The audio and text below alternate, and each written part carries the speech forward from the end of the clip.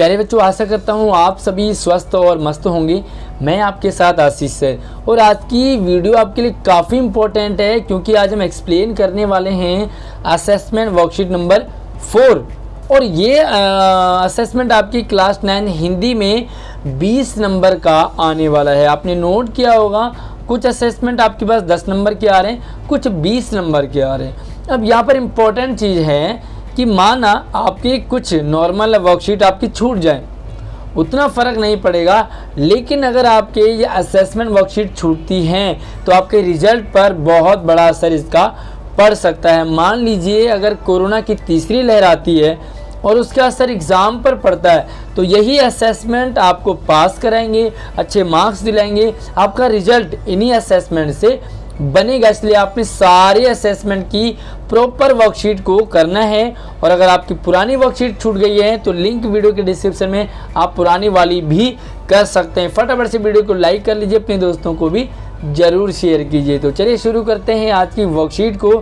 और यहाँ पर आपने ये ध्यान देना है कि 1, 2, 3, 4 जो 4 सवाल हैं वो आपके होंगे लघु उत्तरीय, अति लघु उत्तरीय, यानी कि A1 वर्ड के 2 वर्ड के होंगे ये सवाल। उसके बाद देखो 5 और 6 ये 2 सवाल आपके 2-2 नंबर के होंगे, यानी कि लघु उत्तरीय। 1 और 2 डेढ़ लाइन में इनका आंसर आ सकता है। और जो 7, 8, 9 और 10 बाकी के 4 हैं वो आपके 3-3 नंबर के होंगे, यानी कि आपके 2, 3, 4 लाइन में इनका आंसर आपको करना ही करना है, तभी आपको पूरी मार्क्स मिलेंगी। तो चलिए यहाँ पर इसी के अकॉर्डिंग हम यहाँ पर थोड़ा सा एक पैसेज को पढ़ते हैं। सन 1968 यानी कि 1968 में ब्रिटेन में लाल धूल गिरने लगी। ब्रिटेन में अचानक से क्या हुआ, 1968 में लाल धूल यानी कि जो हवा है, धूल है, उसमें लालिमा दिखने लगी। क्या है ये लालिमा? वह सहारा रेगिस्तान से उड़कर आई, सहारा रेगिस्तान से उड़कर और ब्रिटेन में गिरने लगी। जब उत्तरी अफ्रीका में टैंकों का युद्ध चल रहा था तब वहाँ से धूल उड़कर कैरिबियन समुद्र तक पहुँच गई। मतलब ये धूल पहुँच रही है, कहाँ लड़ाई हो रही है, कहाँ इसका असर हो रहा है, कहाँ क्या हो रहा है, तो कहाँ इसको मतलब ये फैल रहा है, ये आप नोट कीजिए। आजकल लोग घरों में, कारखानों में, मोटरों, विमानों के माध्यम से हवा, मिट्टी, पानी में अंधाधुंध दूषित पदार्थ प्रवाहित कर रहे हैं। लोग घरों में खाना बनाते हैं, कूड़ा कचरा पानी में डाल दिया। कारखानों में गंदा पानी है, वो पानी प्रभावित हो रहा, वहाँ से हवा गंदी हो रही है। कार है, बाइक है, मोटर है, इनसे क्या हो रहा, धुआं निकल रहा है। तो क्या, कहीं मिट्टी बर्बाद हो रही है, दूषित हो रही है, कहीं हवा दूषित हो रही है, कहीं पानी दूषित हो रहा है। तो ये मतलब कुल मिला के नुकसानदायक है। विकास के क्रम में प्रकृति अपने लिए ऐसी परिस्थितियाँ बनाती हैं जो उसके लिए आवश्यक है। प्रकृति के अंदर एक ऐसा टैलेंट है, एक ऐसा गुण है जो सिचुएशन में मतलब एक इस तरह का सिचुएशन अपने लिए बनाती है जो कि उसके लिए कंफर्टेबल है। इसलिए इन अव्यवस्थाओं में मनुष्य का हस्तक्षेप सभी प्राणियों के लिए घातक है। और मनुष्य क्या करता है, छेड़खानी करेगा, कहीं पेड़ काट देगा, तो कहीं कारखाने लगा देगा, इतनी सारी गाड़ियाँ खरीदेगा। तो प्रकृति बैलेंस में चलती है, लेकिन जब मनुष्य उस पर छेड़खानी करेगा तो ये काफ़ी नुकसानदायक देखने को मिलता है हमें। प्रदूषण का मुख्य खतरा इसी से है कि इससे परिस्थिति संस्थान पर दबाव पड़ता है। और जब प्रकृति पर छेड़खानी होती है, प्रकृति का जो बैलेंस है ना वो बिगड़ता है, तो इस पर जो पूरा इनका सिस्टम बिगड़ जाता है।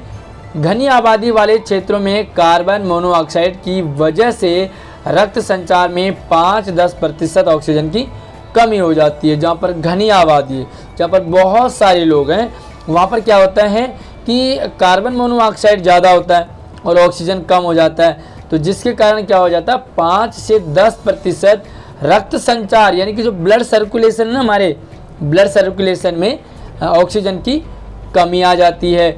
शरीर के ऊतकों को 25% ऑक्सीजन की आवश्यकता होती है और हमारे शरीर को 25% ऑक्सीजन चाहिए ही चाहिए हमारे शरीर को।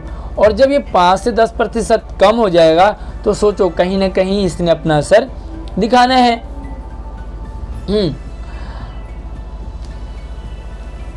ऑक्सीजन की तुलना में कार्बन मोनोऑक्साइड लाल रुधिर कोशिकाओं के साथ ज़्यादा मिल जाता है। और जब ऑक्सीजन की कमी हो रही है तो उसमें क्या होता है, जो ये लाल रुधिर है ना, जो ये हवा में उड़ रहे हैं, ये क्या होता था हमारे शरीर में चला जाता है और कार्बन मोनोऑक्साइड के रूप में ये मतलब डिसबैलेंस हो जाता है। मान लीजिए ये जो ऑक्सीजन है ये हमारे देश के सिपाही हैं और ये जो कार्बन मोनोऑक्साइड है ये दुश्मन है।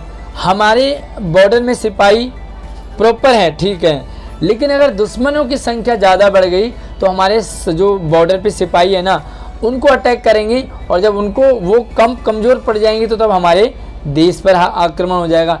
देश यानी कि शरीर पर। जब ऑक्सीजन की कमी होगी, कार्बन मोनोऑक्साइड बढ़ेगा तो शरीर पर तो इसका असर पड़ेगा ही पड़ेगा। कहते हैं कि एक आराम की स्थिति में मनुष्य को 10 मीटर हवा की आवश्यकता होती है। एक रिलैक्स आदमी लेटा है, बैठा है आराम से, तो उसे 10 मीटर हवा की आवश्यकता होती है। और कड़ी मेहनत करने पर, कोई कड़ी मेहनत कर रहा है तो इससे उसे 10 गुना ज़्यादा हवा की ज़रूरत है, ऑक्सीजन की ज़रूरत है, साफ हवा की ज़रूरत है। एक दिन में एक दिमाग को इतनी ऑक्सीजन की आवश्यकता होती है जितनी कि यह कई हेक्टेयर वनों में पैदा होती है।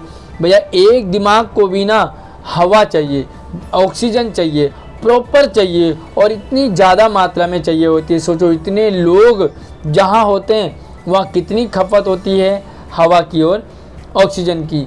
मिट्टी में बढ़ते हुए विश्व से वनस्पति निरंतर कमी और महासागरों में प्रदूषण आदि की वजह से ऑक्सीजन की उत्पत्ति में कमी होती जा रही है। और लोग मिट्टी में जो भी गंदा कचरा होता है, केमिकल होता है, उससे सब मिट्टी में डालते हैं। इससे क्या हो जाता है, पेड़ कम हो जाते हैं, खेती कम हो जाती है, हरियाली कम हो जाती है, तो कहीं ना कहीं हमारे लिए नुकसानदायक है। साथ ही समुद्रों में गंदा, उनका पानी गंदा कर दिया जाता है तो ये भी नुकसानदायक है।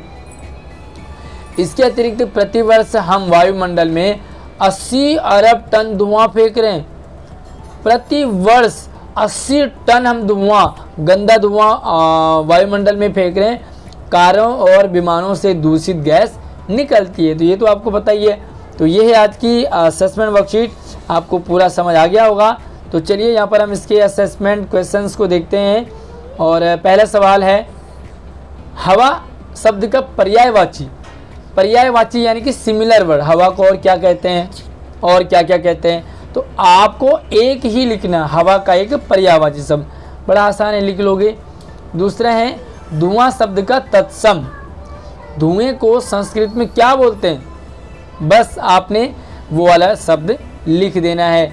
मनुष्य शब्द का समानार्थी होगा, मनुष्य शब्द का पर्यायवाची समानार्थी यानी कि मनुष्य को और क्या नाम से जानते हैं, हिंदी में बताना है। कमी शब्द का विलोम क्या होगा, भैया कहीं कमी होती है तो कहीं क्या होती है, उल्टा बताएंगे आप, ठीक है। पांचवा है दूषित शब्द में मूल शब्द और प्रत्यय क्या होंगे, तो दूषित कैसे प्रॉपर करोगे, देखो यहाँ पे लिखोगे मूल शब्द और यहाँ पे लिखोगे प्रत्यय, ठीक है। और अगर यहाँ पर एक और उपसर्ग भी लिखना है तो यहाँ पर उपसर्ग आप आगे लिखोगे, प्रॉपर वे में आपने लिखना है। तो दूषित शब्द में मूल शब्द और प्रत्यय, तो प्रत्यय लगता है बाद में। असमर्थ शब्द में उपसर्ग और मूल शब्द, अब यहाँ पर देखो दूषित में आपको प्रत्यय बताना था, असमर्थ में आपको उपसर्ग बताना है, तो उपसर्ग शब्द के पहले लगता है। सातवां है आराम की स्थिति में मनुष्य को कितनी ऑक्सीजन की आवश्यकता होती है, जब एक इंसान आराम से रिलैक्स मूड में बैठा होता है तो उसे कितनी ऑक्सीजन की आवश्यकता होती है।